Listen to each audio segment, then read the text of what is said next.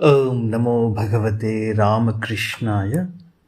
स्वामी विवेकानंद ध्यान यानी मेडिटेशन क्या है हमें बताते हैं। एक पात्र से दूसरे पात्र में तेल ढालने पर जिस प्रकार वह एक अखंड धारा में गिरता है, उसी प्रकार किसी ध्येय वस्तु के निरंतर स्मरण को ध्यान कहते हैं। एक पात्र से दूसरे पात्र में तेल ढालने पर जिस प्रकार वह एक अखंड धारा में गिरता है, उसी प्रकार किसी ध्येय वस्तु के निरंतर स्मरण को ध्यान कहते हैं। जब इस तरह की ध्यानावस्था ईश्वर के संबंध में प्राप्त हो जाती है तो सारे बंधन टूट जाते हैं। जब इस तरह की ध्यानावस्था ईश्वर के संबंध में प्राप्त हो जाती है तो सारे बंधन टूट जाते हैं। ध्यान की शक्ति हमें सब कुछ प्राप्त करा देती है। ध्यान की शक्ति हमें सब कुछ प्राप्त करा देती है। यदि तुम प्रकृति के ऊपर अधिकार चाहते हो तो तुम ध्यान द्वारा उसे प्राप्त कर सकते हो। ध्यान शक्ति द्वारा ही आज तमाम वैज्ञानिक तथ्यों की खोज की जाती है। वे विषय का अध्ययन करते हैं और सब कुछ भूल जाते हैं, स्वयं अपनी सुध और प्रत्येक वस्तु को भूल जाते हैं, और तब वह महान तथ्य प्रकाश की तरह कौंधता हुआ आता है। वे विषय का अध्ययन करते हैं और सब कुछ भूल जाते हैं, स्वयं अपनी सुध और प्रत्येक वस्तु को भूल जाते हैं, और तब वह महान तथ्य प्रकाश की तरह कौंधता हुआ आता है। ध्यान की शक्ति हमें सब कुछ प्राप्त करा देती है। यदि तुम प्रकृति के ऊपर अधिकार चाहते हो तो तुम ध्यान द्वारा उसे प्राप्त कर सकते हो। ध्यान शक्ति द्वारा ही आज तमाम वैज्ञानिक तथ्यों की खोज की जाती है। वे विषय का अध्ययन करते हैं और सब कुछ भूल जाते हैं, स्वयं अपनी सुध और प्रत्येक वस्तु को भूल जाते हैं, और तब वह महान तथ्य प्रकाश की तरह कौंधता हुआ आता है। सोचो कि तुम्हारे हृदय में एक आकाश है और उस आकाश के अंदर अग्निशिखा के समान एक ज्योति उद्भासित हो रही है। उस ज्योति शिखा का अपनी आत्मा के रूप में चिंतन करो। फिर उस ज्योति के अंदर और एक ज्योतिर्मय आकाश की भावना करो। वही तुम्हारी आत्मा की आत्मा है, परमात्मा स्वरूप ईश्वर है। हृदय में उसका ध्यान करो। सोचो कि तुम्हारे हृदय में एक आकाश है और उस आकाश के अंदर अग्निशिखा के समान एक ज्योति उद्भासित हो रही है। उस ज्योति शिखा का अपनी आत्मा के रूप में चिंतन करो। फिर उस ज्योति के अंदर और एक ज्योतिर्मय आकाश की भावना करो। वही तुम्हारी आत्मा की आत्मा है, परमात्मा स्वरूप ईश्वर है। हृदय में उसका ध्यान करो। परमात्मा स्वरूप ईश्वर है, हृदय में उसका ध्यान करो। बोलने में शक्ति का ह्रास मत करो, शांत होकर ध्यान करो। बोलने में शक्ति का ह्रास मत करो, शांत होकर ध्यान करो। बहिर्जगत की गतिविधि से अपने को विचलित न होने दो। बहिर्जगत की गतिविधि से अपने को विचलित न होने दो। जब तुम्हारा मन सर्वोच्च अवस्था में पहुंचता है, तब उसकी चेतना तुम्हें नहीं रहती। शांत रहकर संचय करो और आध्यात्मिकता के डायनेमो बन जाओ। बोलने में शक्ति का ह्रास मत करो। शांत होकर ध्यान करो। बहिर्जगत की गतिविधि से अपने को विचलित न होने दो। जब तुम्हारा मन सर्वोच्च अवस्था में पहुंचता है, तब उसकी चेतना तुम्हें नहीं रहती। शांत रहकर संचय करो, शक्ति का संचय करो और आध्यात्मिकता के डायनेमो बन जाओ। हमारे मन की शक्तियों की एकाग्रता ही हमारे लिए ईश्वर दर्शन का एकमात्र साधन है। हमारे मन की शक्तियों की एकाग्रता ही हमारे लिए ईश्वर दर्शन का एकमात्र साधन है। यदि तुम एक आत्मा को, अपनी आत्मा को जान सको, तो तुम भूत, भविष्य, वर्तमान सभी आत्माओं को जान सकोगे। एकाग्र मन मानो एक प्रदीप है, जिसके द्वारा आत्मा का स्वरूप स्पष्ट रूप से देखा जा सकता है। हमारे मन की शक्तियों की एकाग्रता ही हमारे लिए ईश्वर दर्शन का एकमात्र साधन है। एकाग्र मन मानो एक प्रदीप है। एकाग्र मन मानो एक प्रदीप है, जिसके द्वारा आत्मा का स्वरूप स्पष्ट रूप से देखा जा सकता है। जिसके द्वारा आत्मा का स्वरूप स्पष्ट रूप से देखा जा सकता है। किसी विषय पर मन को एकाग्र करने का ही नाम ध्यान है। किसी विषय पर मन को एकाग्र करने का ही नाम ध्यान है। किसी एक विषय पर भी मन की एकाग्रता हो जाने से वह एकाग्रता जिस विषय पर चाहो उस पर लगा सकते हो। किसी विषय पर मन को एकाग्र करने का ही नाम ध्यान है।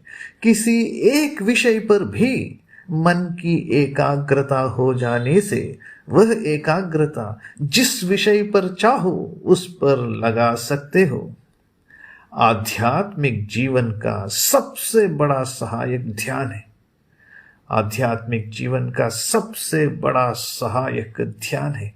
ध्यान के द्वारा हम अपनी भौतिक भावनाओं से अपने आप को स्वतंत्र कर लेते हैं और अपने ईश्वरीय स्वरूप का अनुभव करने लगते हैं। ध्यान के द्वारा हम अपनी भौतिक भावनाओं से अपने आप को स्वतंत्र कर लेते हैं और अपने ईश्वरीय स्वरूप का अनुभव करने लगते हैं। ध्यान करते समय हमें कोई बाहरी साधनों पर अवलंबित नहीं रहना पड़ता। ध्यान ही इन बड़ी तरंगों की उत्पत्ति को रोकने का एक महान उपाय है। ध्यान ही इन बड़ी तरंगों की उत्पत्ति को रोकने का एक महान उपाय है।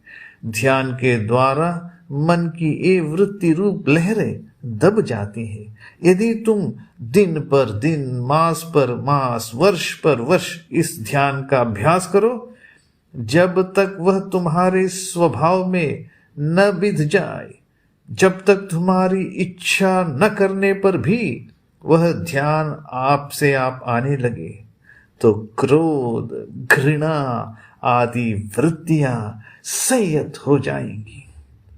ध्यान ही इन बड़ी तरंगों की उत्पत्ति को रोकने का एक महान उपाय है। ध्यान के द्वारा मन की ये वृत्ति रूप लहरें दब जाती है।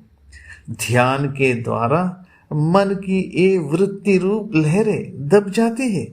यदि तुम दिन पर दिन, मास पर मास, वर्ष पर वर्ष इस ध्यान का अभ्यास करो, जब तक वह तुम्हारे स्वभाव में न भिद जाए, जब तक तुम्हारी इच्छा न करने पर भी वह ध्यान आपसे आप आने लगे तो क्रोध, घृणा आदि वृत्तियां संयत हो जाएंगी। प्रतिदिन कम से कम 2 बार अभ्यास करना चाहिए और उस अभ्यास का उपयुक्त समय है प्रातः और सायं। जब रात बीती है और पौ फटती है तथा जब दिन बीतता है और रात आती है, इन 2 समयों में प्रकृति अपेक्षाकृत शांत होती है। ब्रह्म मुहूर्त और गोधूली, ये 2 समय मन की स्थिरता के लिए अनुकूल है। ब्रह्म मुहूर्त और गोधूली, ये 2 समय मन की स्थिरता के लिए अनुकूल है। इन दोनों समयों में शरीर बहुत कुछ शांत रहता है। इन दोनों समयों में शरीर बहुत कुछ शांत रहता है। इस समय साधना करने से प्रकृति हमारी काफी सहायता करेगी। इसलिए इन्हीं 2 समयों में साधना करनी आवश्यक है। इन दोनों समयों में शरीर बहुत कुछ शांत रहता है। इस समय साधना करने से प्रकृति हमारी काफी सहायता करेगी। इसलिए इन्हीं 2 समयों में साधना करनी आवश्यक है। सोचो, सिर के ऊर्ध्व देश में एक कमल है।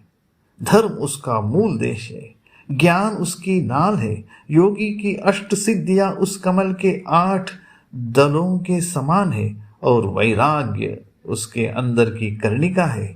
जो योगी 8 सिद्धियां आने पर भी उनको छोड़ सकते हैं, वे ही मुक्ति प्राप्त करते हैं। इसीलिए 8 सिद्धियों का बाहर के 8 दलों के रूप में तथा अंदर की कर्णिका का पर वैराग्य अर्थात 8 सिद्धियां आने पर भी उनके प्रति वैराग्य के रूप में वर्णन किया गया है। इस कमल के अंदर हिरण्मयी, सर्वशक्तिमान, अस्पर्श, ओंकार वाच्य, अव्यक्त किरणों से परिव्याप्त परम ज्योति का चिंतन करो, उस पर ध्यान करो। सोचो, सिर के ऊर्ध्व देश में एक कमल है। सोचो, सिर के ऊर्ध्व देश में एक कमल है। इस कमल के अंदर हिरण्मयी, सर्वशक्तिमान, अस्पर्श, ओंकार वाच्य, अव्यक्त किरणों से परिव्याप्त परम ज्योति का चिंतन करो, उस पर ध्यान करो। इस कमल के अंदर हिरण्मयी, सर्वशक्तिमान, अस्पर्श, ओंकार वाच्य, अव्यक्त किरणों से परिव्याप्त परम ज्योति का चिंतन करो, उस पर ध्यान करो। मेरा विचार है कि किसी सामान्य बाहरी विषय का भी आश्रय लेकर ध्यान करने का अभ्यास करने से मन की एकाग्रता होती है। स्वामी जी कह रहे हैं, मेरा विचार है कि किसी सामान्य बाहरी विषय का भी आश्रय लेकर ध्यान करने का अभ्यास करने से मन की एकाग्रता होती है। जिसमें जिसका मन लगता है उसी के ध्यान का अभ्यास करने से मन शीघ्र एकाग्र हो जाता है।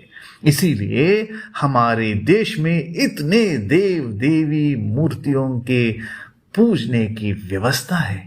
मन को वृत्तिहीन करना ही उद्देश्य है, किंतु ये किसी विषय में तन्मय हुए बिना असंभव है।